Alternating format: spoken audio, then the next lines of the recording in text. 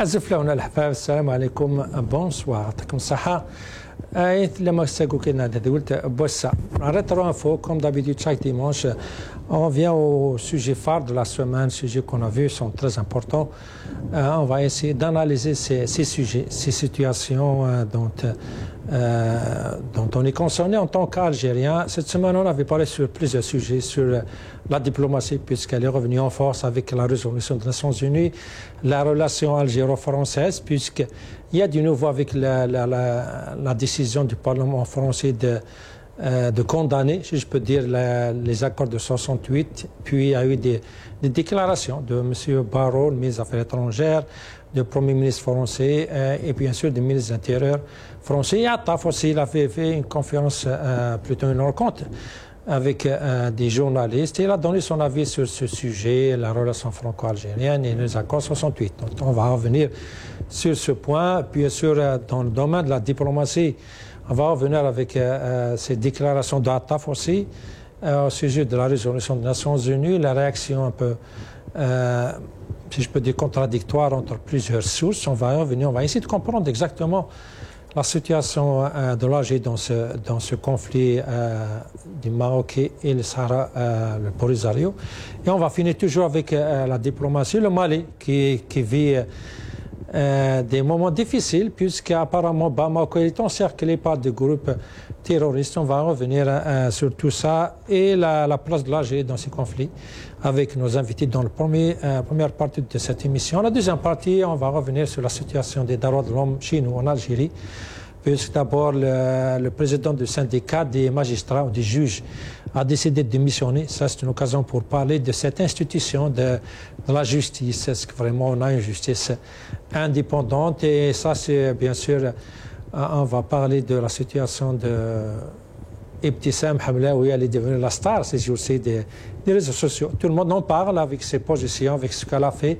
Apparemment, un de ses collaborateurs était responsable du bureau de Carlos Rouge. On va en parler sur tout ça avec nos invités, comme dans la deuxième partie de notre émission. Donc, يمكن نهاية مثلا نوال تمسنين دورتي قاعدة نهضر دفلا دبلوماسي العلاقات فرنسا لا ريسوليسيون لونو المالي شوالي كان كادي الساحل وقلت عن الجزائر ديريكتومون دونك هاد نوال تمسلتكو قلت كلام في الحرمة يدك حلاش ويسين هاد نوال زرفان بومدان لحال زرفان بومدان تمورتنا لا جوستيس لانديبوندونس لا جوستيس ابتسامة كيغوان لا ستار تمورتنا إيميت تولي كم كوا ساعة المعرفة تخدم شو السيام من داخل التريبيونو بلا بلوتو ماشي التريبيونو داخل لي كوميساريا هاد بارامون دونك هاد نهضر مسلتيكيا وكلو كذا نقول شوي السن وكذا كراين نبقاو الحرمة بوساكي دونك كاينت مثلا on va commencer avec le premier sujet la diplomatie algérienne on reste avec nous.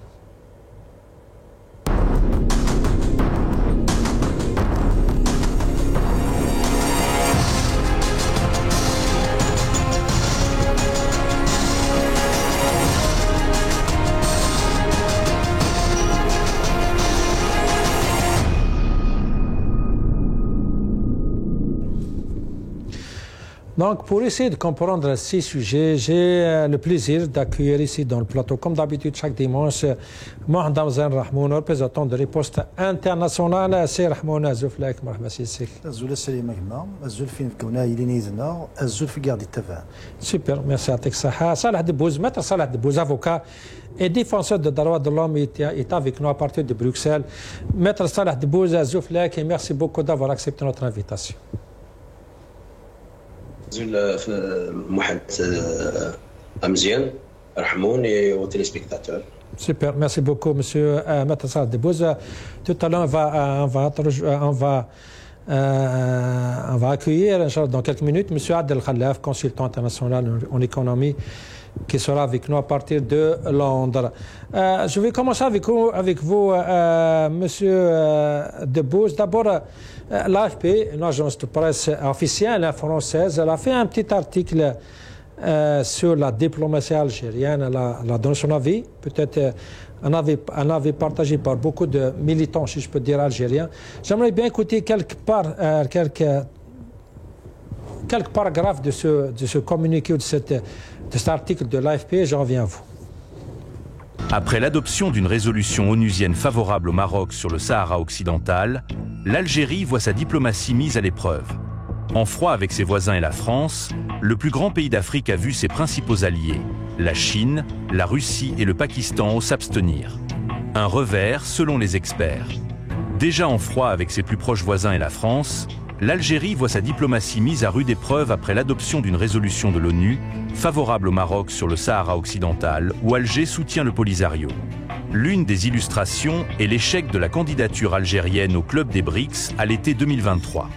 Le président Abdelmadjid Tebboune avait reçu une fin de non-recevoir presque humiliante de la Russie, allié historique qui fournit à l'Algérie la majeure partie de son armement.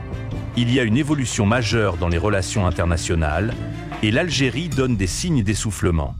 Outre un contexte international chahuté, la politique étrangère algérienne, domaine réservé du président, doit composer avec des prises de décision lentes car elle passe par plusieurs rouages.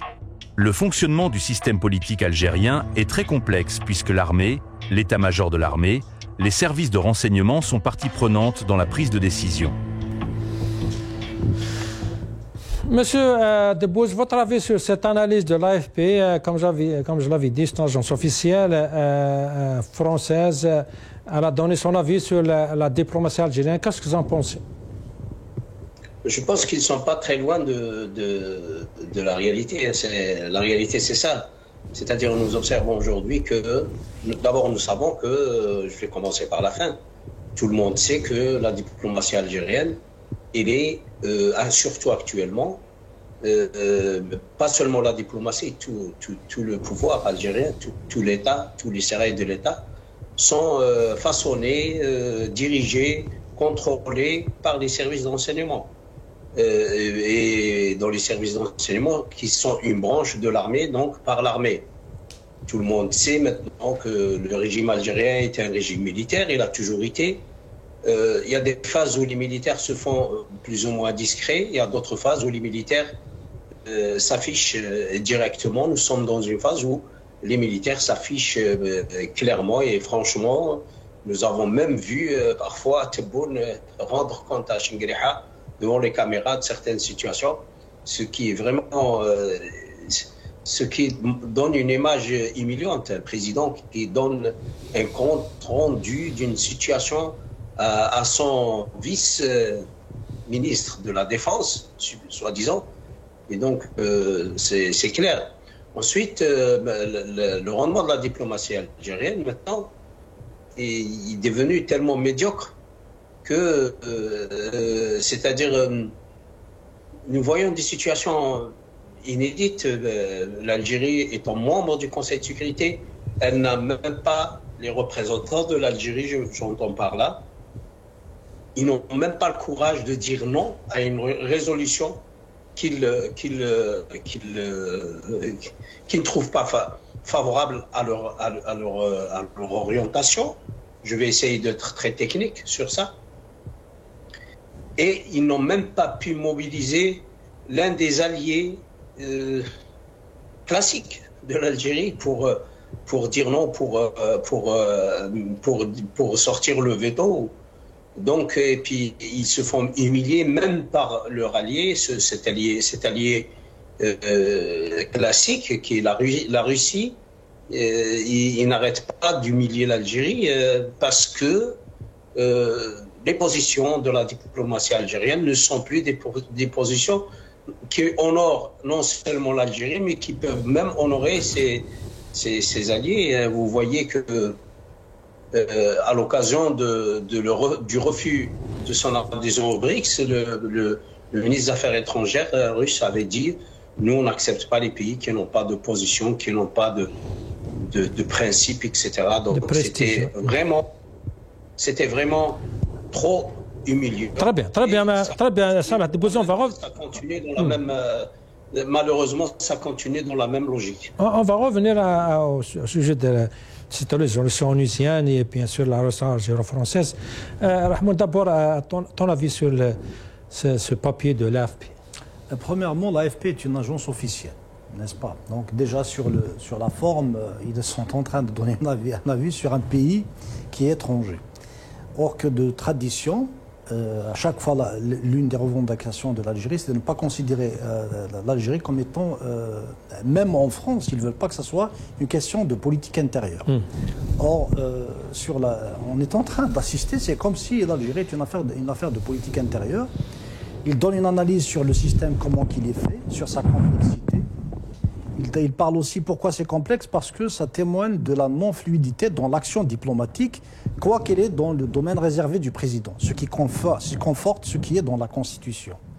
Or, pourquoi il parle de complexité? Parce que quand on essaie d'analyser la crise franco-algérienne, on s'aperçoit qu'à un moment donné, nous avons dit qu'il y a un courant en Algérie qui voudrait qu'il y ait une réconciliation entre la France et l'Algérie, de même en France. Non, on va revenir à ce sujet d'Algérie-français. J'essaie d'analyser l'AFP, parce qu'on n'a pas parlé de la France. Il a passé en général la diplomatie algérienne. Est-ce qu'elle est en difficulté? Ils ont parlé de la complexité. J'essaie d'expliquer pourquoi c'est complexe. Parce qu'à chaque fois, c'est-à-dire, il n'y a pas réellement c'est comme s'il n'y a pas un seul centre de décision. Donc il y a certains qui tirent d'un côté, d'un autre. C'est pour parler de la complexité. Ils ont parlé aussi comme, un tout petit peu, elle est à la traîne, cette diplomatie. Mais n'empêche, n'oublions pas que l'Algérie n'est pas une question de politique intérieure française, n'est-ce pas? En même temps, ils ont parlé de la résolution. Moi, j'ai un avis contradictoire. La résolution 2797. D'ailleurs, nous avons fait une émission, je pense, le dimanche. Et notre analyse a été confortée par Demistura lui-même. Notre analyse a été confortée par Christopher Ross et un bon nombre d'experts en droit international. L'Algérie n'a pas, en termes officiels, n'a pas complètement perdu et le Maroc n'a pas complètement gagné. Au contraire, c'est le droit international qui a été remis en cause. Et encore, pour la position de la Russie, elle est claire et nette et précise. La Fédération de Russie n'a pas dit autre chose lorsqu'elle a déploré que les États-Unis, en une démarche de cow-boy, utilisaient le Conseil de sécurité pour privilégier une stratégie nationale. Donc, la position américaine qu'ils veulent faire passer. Donc, ils voulaient faire un rapport de force. D'ailleurs, cette résolution est un tout petit peu témoin des rapports de force actuels. C'est une résolution politique plus qu'elle n'est juridique. Ce texte à tel tranché est une sorte de monologue qui politise la recherche d'une solution mutuellement acceptable et dont la substance et les paramètres se trouvent seulement dans les résolutions pertinentes du Conseil de sécurité.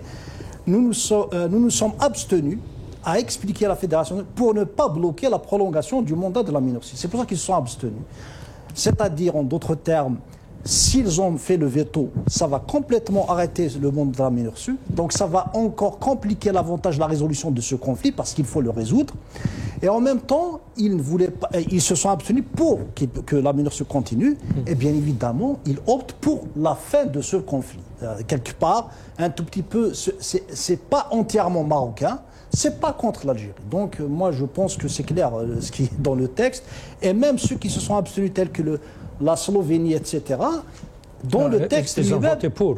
Oui, mais dans le texte, regardez, ils se sont, avant de voter, ils se sont toujours parlé. C'est pour ça que la résolution en elle-même a ouvert le champ par son article 3 à la possibilité qu'il y ait d'autres solutions. Parce que même la Slovénie et les autres pays tels que le Danemark, etc., se sont attachés au droit à l'autodétermination. Donc, et quand on entend Demistura lui-même, d'ailleurs, j'ai complètement vu sa intervention en anglais. Bien sûr, je vais essayer de dire les grands points. Il dit tout simplement, c'est un cadre de négociation, framework. Elle ne prescrit pas de résultat il ne prescrit pas de résultat qui, pour être durable, sera comme toujours le fruit de négociations menées de bonne foi. Rappelons à tous que s'engager dans des négociations ne signifie pas accepter automatiquement le résultat. L'important, c'est d'en faire partie. Donc, il invite aussi les autres à faire des propositions. Donc, concernant cette résolution, l'avis officiel français, n'oublions pas que s'il y a un pays qui a soutenu la résolution marocaine, c'est bien la France. Tout ce qu'on est en train de voir dans les médias français et les médias marocains, ce sont, si vous voulez, c'est là, ils veulent un tout petit peu renchérir, ils veulent fixer, ils veulent imposer leur vision de ce conflit. Mais pour ce qui est en général, la diplomatie algérienne, l'AFP, comme on l'avait entendu, elle a des critiques. Pour elle, l'Algérie, la diplomatie, elle entraîne. pour toi, Mohamed, vous êtes d'accord, contre? Vous pensez que la diplomatie algérienne n'est pas en train, elle n'est pas en crise, si je peux dire? Je pense que ça fait longtemps qu'on fait des émissions, ça je l'ai dit. Mais je l'ai dit en tant que citoyen algérien. Parlons de mon pays, n'est-ce pas? Je dis que notre diplomatie a reculé. Il y a eu des erreurs. Je dis même certains pays ont profité des erreurs de l'Algérie. Ils ont provoqué même les erreurs de l'Algérie. C'est-à-dire ils ont poussé même l'Algérie à l'erreur parce que le régime, ils ont remarqué qu'il était fébrile, qu'il agit d'une manière à un moment donné, rappelons des différents. Ils ont remarqué ceci, ils essaient de le piéger. Ça, c'est le dire en tant que citoyen algérien.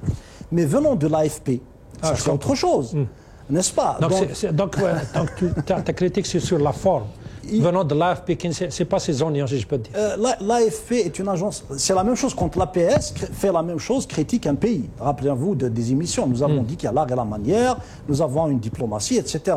L'AFP donne une analyse qui n'est pas tout à fait juste, il y a toujours des erreurs, mais aussi ils ont pris un parti pris sur celui du Maroc, alors que le problème c'est le droit international. Très bien. Donc je suis contre, et pour la forme et pour le fond. Très bien. Salah Debbouz, je reviens, puisque en partant de cette analyse de l'AFP, on va passer à ce conflit maroco-sahara-gharbien. Et peut-être pour la première fois dans l'histoire, c'est rare de voir des résolutions qui font plaisir à tout le monde. Tout le monde tire de son côté. L'Algérie, on va écouter sur les points positifs de cette résolution. Le Maroc l'a fêté, c'est une fête nationale. Comme quoi elles ont gagné dans cette résolution. Le Sahara al-Gharbia, c'est la même chose. Personne n'a gagné, tout le monde a gagné, personne n'a perdu apparemment. Je ne sais pas qu'est-ce que vous en pensez, mais on va écouter Attaf sur ce point. Pour lui, il y a eu beaucoup de points positifs dans la résolution. On va l'écouter. Le plan d'autonomie n'est plus le cadre exclusif de règlement de la question.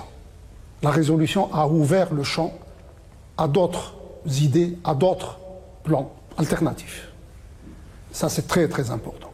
Le droit à l'autodétermination a été découplé par rapport au plan d'autonomie. Il doit s'exercer conformément à la légalité internationale, conformément à la Charte des Nations Unies.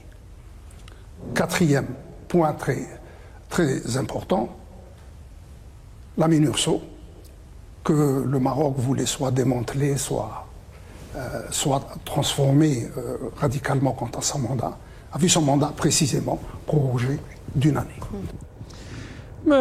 Maître Debbouz, pendant le vote, on a vu 11 pays qui ont voté, 3 abstenus, un pays, l'Algérie, n'a pas décidé de participer au vote. Donc le monde a vu comme cas 11. Donc il y a soi-disant une entente sur cette résolution, mais le contenu, tout le monde tire de son côté. L'Algérie, elle dit comme cas des positifs. Donc elle a réussi à imposer son idée. Le Maroc, la même chose pour elle. C'est mon plan qui est passé. C'est quand même... il y a eu des contradictions d'après beaucoup d'observateurs. Qu'est-ce que vous en pensez, c'est ça? Ce que je pense, c'est qu'au moins, il y a on va dire, il y a une ouverture vers une solution qui peut arranger tout le monde, puisque pour l'une des rares des fois où toutes les parties trouvent leur compte dans cette résolution, moi je dis tant mieux. C'est bien. Si l'Algérie est contente de cette résolution, le Polisario aussi, et je ne sais pas pour le Polisario parce que c'est encore flou, mais l'Algérie semble dire que oui, c'est quelque chose de positif, tant mieux. Et le Maroc dit c'est même une victoire, tant mieux. Pourquoi? Nous, on cherche une solution à ce conflit. Oui, mais le problème, c'est ça. Le problème, c'est ça. S'il y a du flou dans cette résolution, si tout le monde pense comme quoi il a gagné, ça ne peut pas être une solution, parce qu'il y a un conflit, on ne peut pas arranger tout le monde dans des conflits comme ça, surtout qu'on parle de l'autodétermination d'après Alger et le Polisario. L'autre côté, il dit comme quoi ça y est, c'est ma proposition qui parle d'une autonomie qui va passer, donc peut-être il y a... je ne sais pas comment on peut arranger les deux avis. Écoutez, il y a deux sortes de personnes. Il y a les gens qui veulent savoir qui a gagné et qui a perdu. Il y a d'autres gens qui veulent savoir s'il y a une possibilité de trouver une solution qui peut arranger tout le monde. moi, je fais partie des gens qui veulent une solution qui peut arranger tout le monde. Peu importe. Et je voudrais bien que tout le monde gagne. C'est bon. On n'est pas dans... C'est une région qui risque ce conflit. Il risque de tourner en autre chose. Et nous sommes dans une région qui va de plus en plus vers des tensions et vers la violence et vers l'instabilité et qui empêche le développement et l'intégration des populations. C'est-à-dire nous sommes peut-être l'une des rares régions au monde où il n'y a pas d'intégration. Nous partons pour négocier avec les autres partenaires à travers l'Europe individuellement, alors que vous avez en face une Europe unifiée, vous avez même les pays du Golfe qui sont unifiés, et vous avez des blocs tout entiers. Même en Afrique, il y a des régions qui sont en train de s'intégrer pour mieux se positionner, pour défendre leurs intérêts. En Afrique du Nord, et spécialement le Maghreb, parce que l'Afrique du Nord, il compte aussi l'Égypte sur le plan géographique, mais le Maghreb, la zone du Maghreb, il n'y a pas du tout d'intégration et c'est même des conflits qui sont en train de se compliquer depuis quelques années, c'est-à-dire depuis 87 jusqu'à, on va dire, les années 90, c'était plus ou moins stable. On avait de l'espoir de voir quelque chose comme baisser les barrières des frontières, une liberté de circulation des personnes et des marchandises. On avait beaucoup d'espoir sur beaucoup de choses. Et maintenant, ça va de plus en plus c'est-à-dire au conflit. Donc, s'il y a un espoir pour l'un des conflits les plus durs de cette zone, qu'il y ait une résolution qui arrange beaucoup plus toutes les parties que plutôt il les dérange, moi je suis content. Moi je ne suis pas parmi les gens qui cherchent qui est le gagnant, qui est le perdant. Moi je veux, ce qui m'intéresse moi, c'est qu'il y ait une solution. Et ça semble, il me semble bien qu'on est, avec beaucoup de prudence, je dis ça, qu'on peut être sur le point d'aller vers une solution qui peut arranger tout le monde. Et le problème, si on trouve une solution qui arrange tout le monde, même les Russes disent sur le droit international, oui, il y a des principes de droit international, mais il y a des lectures différentes. C'est pas... Justement, les lectures... C'est pas le tout noir ou le tout... Justement, les lectures différentes. Justement, pour les lectures différentes, M. Attaf aussi, pour lui, il y a une autre lecture par rapport à cette résolution. Pour lui, cette résolution prouve comme quoi il y a un doute international par rapport au plan marocain. On va écouter Attaf sur ce sujet. Et maintenant, là, tout le monde commence à se poser des questions sur la réalité de la capacité de ce plan à servir de base de règlement. Et je peux vous dire qu'il n'est pas considéré comme l'ultima ratio en matière de règlement pacifique de la question du Sahel. Mohamed Hamzan Rahmoun, tu as entendu le maître Debbouze. Pour lui, cette résolution prouve comme quoi il y a un doute sur la possibilité de régler le problème avec le plan marocain. D'autres ont complètement d'autres avis. C'est quoi le fait d'arranger tout le monde? Tu penses que ça peut être une solution à ce conflit? Sur ce plan, moi je rejoins l'idée de Maître Debbouze, c'est-à-dire il faut bien qu'il y ait une solution. Mais toutefois, même tout le monde, y compris de Mistura, y compris cette résolution, vous allez remarquer que le mot Polisario revient. Donc il y a cette légitimation du Polisario. Donc c'est une partie prenante. Si le peuple sahraoui veut une solution sous souveraineté marocaine, c'est leur choix. S'il ne veut pas, non. Mais le plan marocain ne donne pas ce choix. Non, la résolution lui donne justement. Il donne... c'est ça la contradiction. La résolution, une partie, elle dit comme quoi il y aura des négociations sur la base de ce plan marocain. En même temps, avec la possibilité de l'autodétermination des Sahraouis. C'est ce qui fait la contradiction. Je vais essayer d'enlever toute confusion. de confusion. Alors là, c'est super. Même si on va aller dans le sens du raisonnement des jeux de mots, parce que c'est des jeux de mots. L'autodétermination, il n'y a pas réellement un jeu de mots. Mais allez, on va aller dans ce sens. On va donner un autre sens aux mots. Vous allez discuter sur l'autre. Disons, ils vont discuter sur l'autonomie, quoi qu'ils ont ouvert. Ce n'est pas la seule. Est une solution. Maintenant, on ne parle plus de la seule. L'article a changé. Disons que, imaginons le scénario pour le Polisario, le Sahara occidental, dire nous acceptons pas. C'est bon, c'est terminé. Il faut qu'il y ait autre chose. S'ils acceptent, c'est fini. C'est ça la différence entre la première mouture qui parlait de la seule et une mouture qui parle d'une solution, en plus pourrait être. C'est pour ça qu'il faut se tenir à cette résolution, aux déclarations de Dimistura, déclarations de Bolos, pour comprendre. Maintenant, si on fait une analyse politique, je dis que nous sommes dans une situation qui a ouvert un précédent. Parce que même si cette religion, comme j'ai dit dans une autre émission, disons qu'elle va aller jusqu'au bout, c'est-à-dire les initiateurs, le porte-plume, donc les Américains vont aller dans le sens de vouloir imposer cette solution marocaine, disons, cette optique marocaine.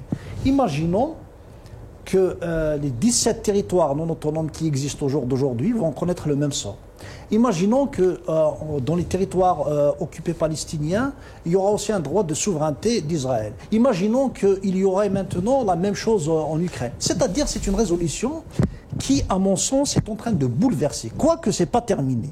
C'est pour ça que c'est pour ça que quand j'ai dit dans l'émission où tu étais le présentateur, il faut poser la question dans l'angle du droit international. C'est-à-dire l'histoire humaine ne doit pas se répéter. Parce qu'on est à l'aise, on arrive à manger, on arrive à dormir, on oublie notre histoire, c'est faux. L'idée du droit international, elle est née parce qu'il y a eu des conflits, il y a eu de l'asservissement, il y a eu du colonialisme, il y a eu de l'esclavagisme, etc. Ça, c'est très clair, Mohamed. Si on vient, on va essayer d'abord écouter ce qu'il avait dit à Blinken. À un moment donné, il avait dit comme quoi j'accepte, nous, Algériens, on acceptera l'arbitrage des États-Unis. Déjà, on va essayer de se rappeler de ce qu'il avait dit sur ce point. En ce qui concerne, bien sûr, l'arbitrage des États-Unis d'Amérique dans tous les conflits internationaux, dans toutes les... Nous sommes pour. Nous sommes pour. Nous sommes... Vous savez, peut-être nous sommes des rêveurs, peut-être, mais on rêve d'un monde plus équilibré, d'un monde où la liberté est mieux défendue, d'un monde où nous faisons ce que nous pouvons avec nos moyens. Et dans notre environnement, parfois on est compris, parfois on est incompris. Bon, ça, c'est les déclarations de Tebboune devant Blinken.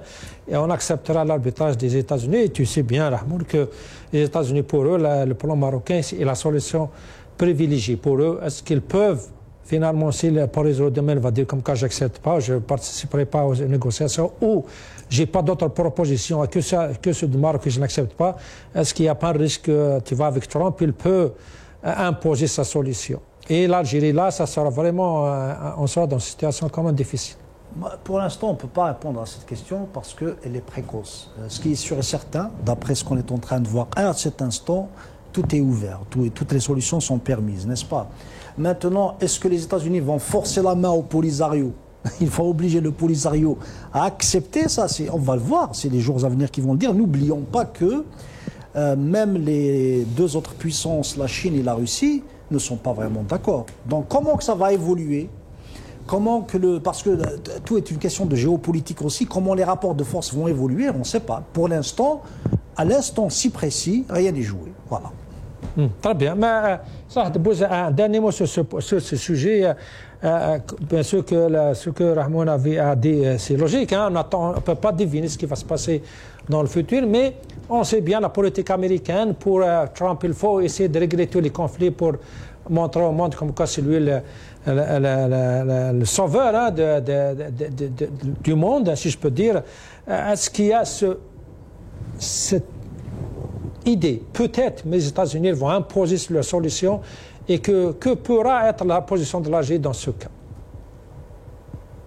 Je pense que je devine ce qui va se passer. Et ce qui va se passer, c'est que les États-Unis vont imposer une solution à toutes les parties Et ils vont obliger, parce que c'est comme ça que Trump agit. Là où il va, il veut imposer par la force les solutions qu'il pense être les meilleures.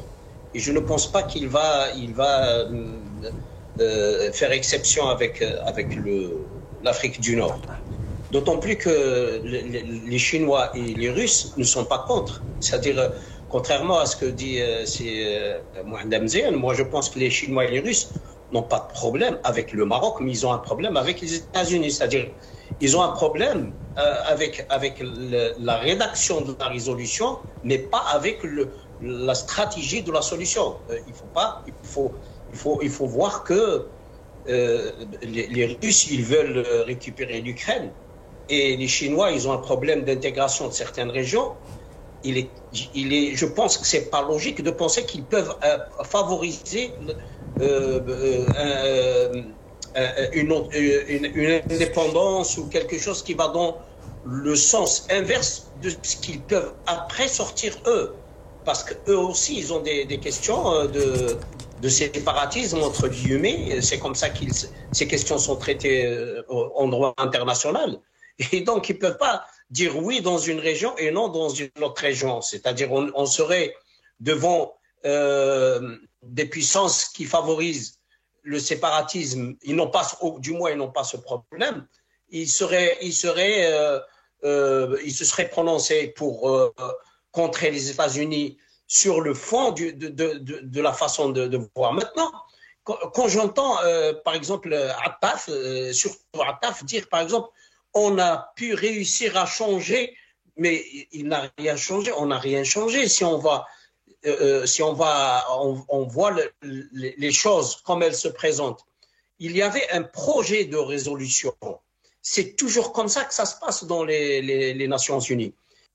Le projet de résolution, il est rédigé par le porte-plume, mais après, il est soumis aux autres membres. À chacun d'ajouter ou de demander d'ajouter quelque chose ou de soustraire quelque chose pour que ça soit une résolution du Conseil de sécurité, pas de celui qui l'a rédigé, du porte-plume.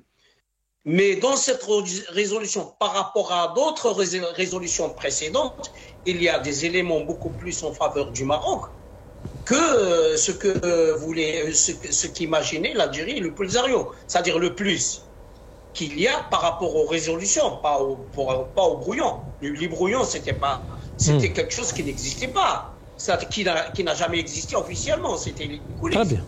Nous, on compare cette résolution par rapport aux résolutions précédentes. Cette résolution ouvre des voies que le Maroc, c'est-à-dire qui sont en faveur du Maroc. Maintenant, le Polisario, personne ne peut lui imposer quelque chose s'il n'est pas d'accord, même le Maroc. C'est-à-dire la résolution dit qu'il faut que toutes les parties soient d'accord. C'est-à-dire on ne peut imposer rien à personne. Maintenant, sur le terrain, il y a un territoire qui est occupé par le Maroc, qui le considère comme son territoire, et il y a des puissances étrangères qui sont favorables à ce plan, et il y a le Polisario qui subit des pressions de partout, et il y a l'Algérie qui soutient le Polisario, qui n'arrive plus à la soutenir comme elle peut, parce qu'elle n'a plus les outils qu'elle avait avant l'Algérie, quand elle disait non, moi je ne suis pas d'accord, et elle avait le veto de la Russie qui l'a servi. Maintenant, elle n'a pas c'est-à-dire, il reste des paroles de l'Algérie. Je parle sur le plan technique. Hein. Donc maintenant, la loi internationale, il faut savoir que ce sont les gagnants qui interprètent les lois. Qui imposent en général, exactement. Le droit international, il est, comme tu l'as décidé, il est interprété par les gagnants, bien sûr. J'ai le plaisir maintenant de rejoindre par M. Adel Khalef, consultant international en économie à partir de Reading, ici à Londres. M. Adel Khalef Zouflek, merci beaucoup d'avoir accepté notre invitation. Bonsoir monsieur, c'est un plaisir d'être parmi vous. Je me réjouis de participer à cette émission. Super, merci beaucoup M. Adel Khalef. D'abord, vous venez de nous rejoindre, on va parler de cette diplomatie algérienne. Il y a cet article de l'AFP qui critique peut-être la situation de la diplomatie qui est pour l'AFP, c'est une diplomatie qui traîne. qui est dépassé par les événements, si je peux dire, surtout avec la résolution onusienne sur le sujet du Sahara al-Gharbia. Avant de passer au sujet de parce qu'on va parler un petit peu de les relations algéro-françaises, mais avec vous, M. Adel Khalaf, j'aimerais bien avoir ton avis, votre avis sur cette diplomatie algérienne et cette résolution onusienne que beaucoup, peut-être ils ont noté des contradictions. Tout le monde est content, tout le monde est satisfait de cette résolution, personne n'est perdant. Qu'est-ce que tu en penses, Siad?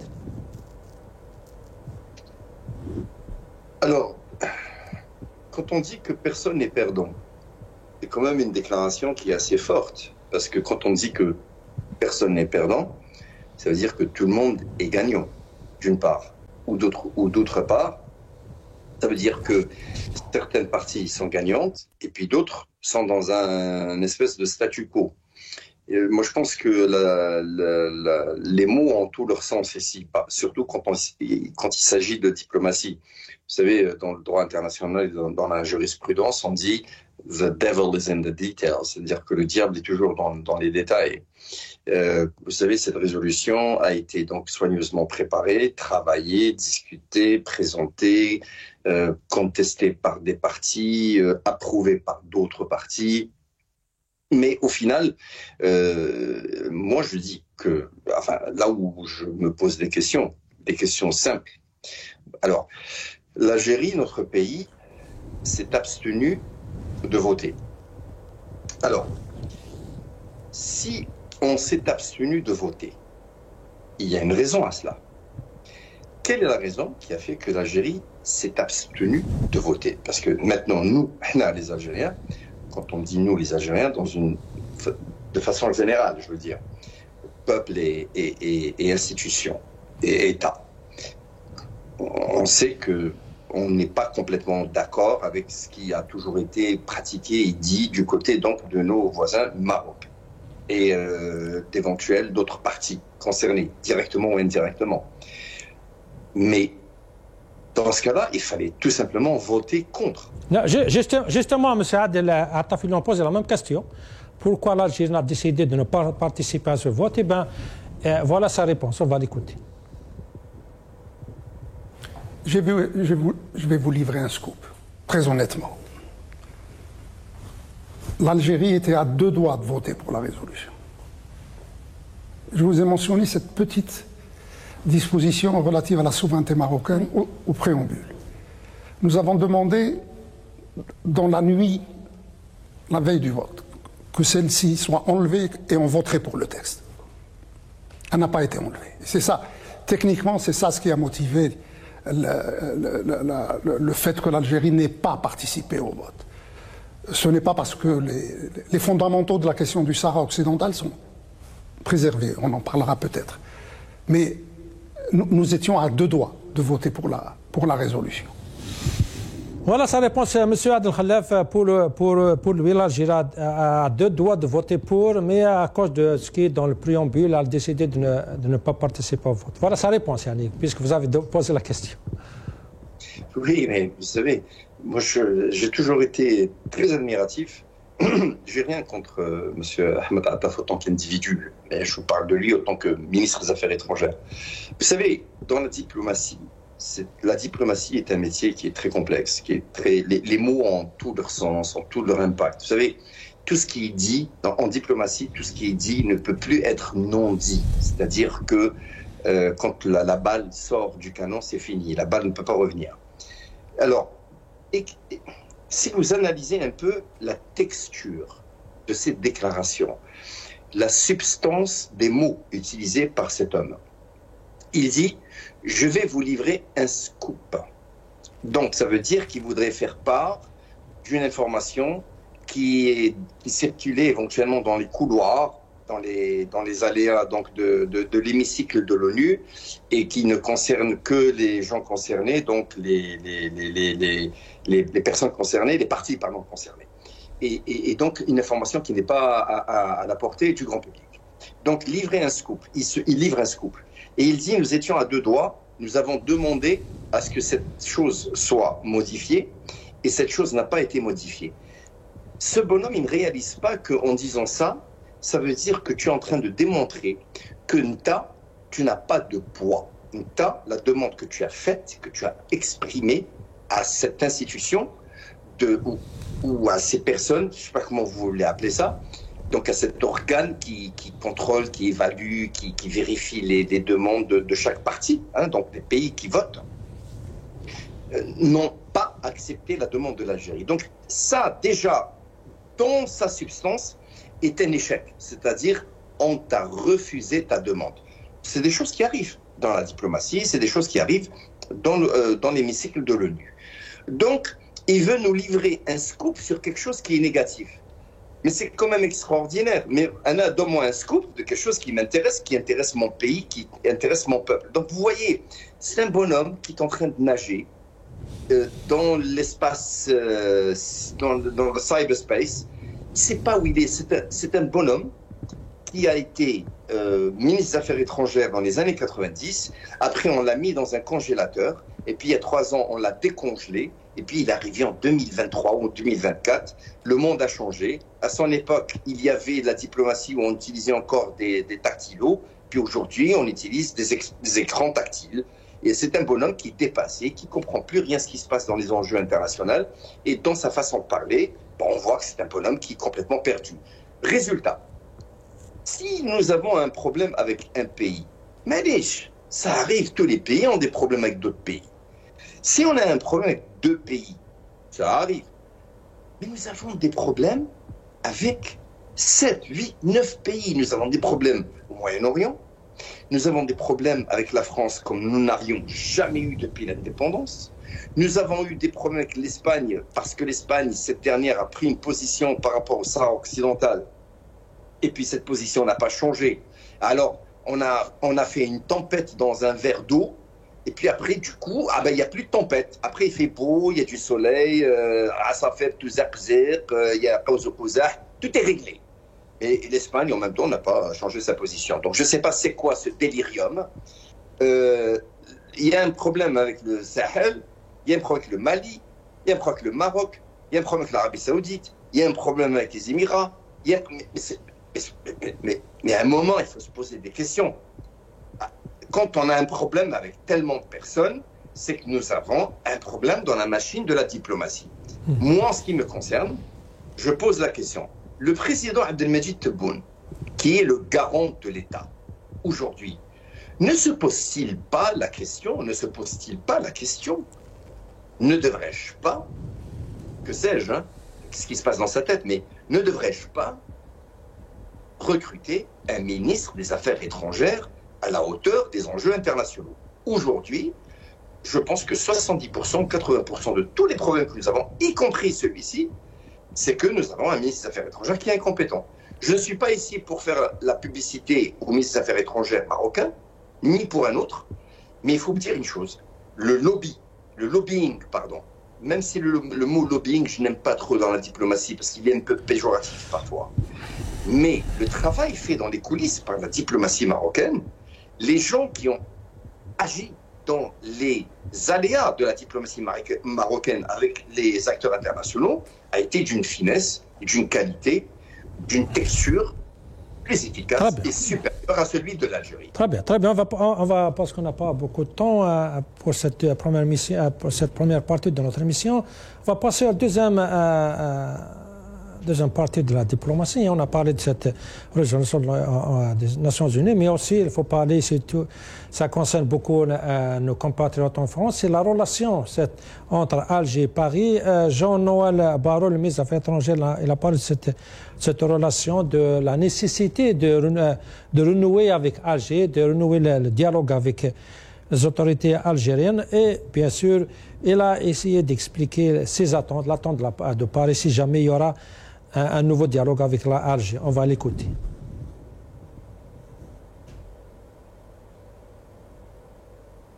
Le Premier ministre l'a dit cette semaine de manière très claire. Il faut arrêter de faire de l'Algérie un sujet de politique intérieure. Et il faut, dans un dialogue exigeant, qui vise à protéger nos intérêts, obtenir des résultats sur la libération d'abord de nos deux compatriotes, Boualem Sansal et Christophe Glaise, sur la coopération en matière de sécurité, puisque au sud de l'Algérie se situe l'un des principaux foyers mondiaux du terrorisme islamiste, et puis la coopération migratoire, puisque nous avons besoin de coopérer avec l'Algérie pour expulser les Algériens en situation irrégulière sur le territoire national. S'ajoute à cela une dimension qui est souvent éclipsée dans ce débat, qui est la question économique. Beaucoup d'entreprises en France, notamment des PME du secteur de l'agroalimentaire, pâtissent des tensions qui ont émaillé la relation depuis un an. Et donc ce sont ces intérêts que nous devons défendre dans un dialogue exigeant. C'est la ligne fixée par le Premier ministre et nous allons nous y tenir. Monsieur Mohamed Hamza Rahmoun, on a l'impression qu'il y a un autre discours qui diffère un petit peu du discours de Rotaillot quand il était ministre de l'Intérieur. Pour Barrot, il faut renouer le dialogue, il faut bien sûr dialoguer avec les Algériens. Bien sûr, pour lui, il y a des lignes, il y a un but pour ce dialogue. Il y a les intérêts, bien sûr, qui priment pour les Français. C'est une nouvelle politique. Il y a un espoir maintenant que peut-être il y aura un dialogue sérieux entre Alger et Paris. Et tu penses que Alger est prête à ce genre de dialogue en ce moment? Vous savez, ils sont aussi compliqués que les Algériens. En tout cas, le ministre des Affaires étrangères français a toujours... c'est la même politique qu'il prenait depuis longtemps. En tout cas, il a été toujours différent par rapport à Rotaillot. Et Nunez, qui est un technocrate, donc il est plus technocrate que politicien, donc certainement que peut-être il y aurait du changement. Mais toutefois, je tiens à signaler quelque chose par rapport à ce qu'il vient de dire. Quand il a parlé des priorités, il a commencé par la libération des détenus. Ça, les journalistes français. Oui, bien sûr. Il a terminé, il a dit par quelque chose d'effacé. Mais en fait, réellement, c'est les intérêts économiques français qui priment, hein, qu'on soit bien d'accord. C'est vrai qu'on montre, si vous voulez, cette façade, si vous voulez, cette revendication humaine, et bien évidemment de libérer Boualem Sansal et Glaise. Toutefois, il a terminé par le volet économique, alors que c'est le contraire. Dans les intérêts entre les États, c'est le volet économique et les intérêts, bien sûr, qui priment. Donc, pour ma part, je pense que réellement, c'est ça qui est visé. D'autant plus que tous les marchés sont importants. Nous sommes des clients. Donc, la France a reculé sur certains secteurs par rapport à d'autres rivaux, tels que l'Italie, etc. Donc, quelque part, il voudrait un tout petit peu que la relation puisse être réhabilitée afin de... Et Alger a donné des signaux comme quoi il est prêt à ce dialogue? Le ministre de l'Intérieur algérien a invité son homologue français, n'est-ce pas? Et qu'on soit bien d'accord, la relation franco-algérienne est une relation, nous l'avons dit plusieurs fois, le régime algérien s'est fait piéger. Ça, c'est qu'on le veuille ou pas. J'ai même parlé plusieurs fois. C'est-à-dire? Je m'explique. J'ai parlé que nous sommes dans une ère, et ça ne date pas d'aujourd'hui. Hein. Il faut toujours... Piégé par les Français, tu veux dire? Oui. Comment? Par exemple, je vous donne un petit exemple. L'affaire de Boualem Sansal, qui est une affaire très simple. C'est vrai qu'il a effectivement touché beaucoup d'Algériens, nous tous, c'est les mots qu'il a utilisés, mais on aurait aimé, chose que nous-mêmes, en tant qu'organisation, nous avons défendu, le débat, pas l'emprisonnement, parce qu'il faut déstructurer tout à fait son argumentation. Hein, parce que ce genre de débat sur les frontières, c'est des débats colonialistes, impérialistes. Donc il est piégé par... Je m'explique. Donc, contre Boualem Sansal, ça c'est une pensée, c'est une analyse individuelle, hein, n'est-ce pas? Quand Boualem Sansal a dit, si vous voulez, ce qu'il a dit dans un plateau, il est venu en Algérie, mais quand même, il aurait pu mettre une hypothèse qu'avec ces paroles qu'il a dites, dans le climat, dans le contexte de l'époque, il pourrait avoir des soucis. Mais n'empêche le régime algérien, parce que je pense qu'il savait comment va être sa réaction, parce que, n'est-ce pas, il est fébrile, émotionnel, nous l'avons vu à différentes reprises, etc. Donc il n'y a pas une froideur, il n'y a pas une lecture stratégique des événements. Et bien évidemment, il y a beaucoup qui profitent pour diaboliser complètement l'Algérie. Donc, la logique, c'est de faire un débat et qu'il retourne... Donc, c'est l'Algérie qui s'est mise dans cette situation. Laissez-moi terminer. Donc, la logique, c'est de faire un débat, tout simplement de le décontenacer, qu'ils l'ont. Mais qu'est-ce qu'ils ont opté? Ils ont opté pour l'emprisonnement. Après l'emprisonnement, donc la France a opté pour un bras de fer. L'Algérie n'a pas accepté le bras de fer tout simplement, tout en sachant que j'ai dit, selon mon analyse, que c'est une erreur. Il fallait le libérer. Il ne faut même pas que cette histoire il faut même pas qu'il y aurait de l'importance dans ces paroles. Parce que l'argumentation historique, il est très facile de le remettre tout simplement. En l'emprisonnant, il y a eu donc une campagne de diabolisation. Or, cette campagne a profité pour qui? Pour l'extrême droite et la droite dure.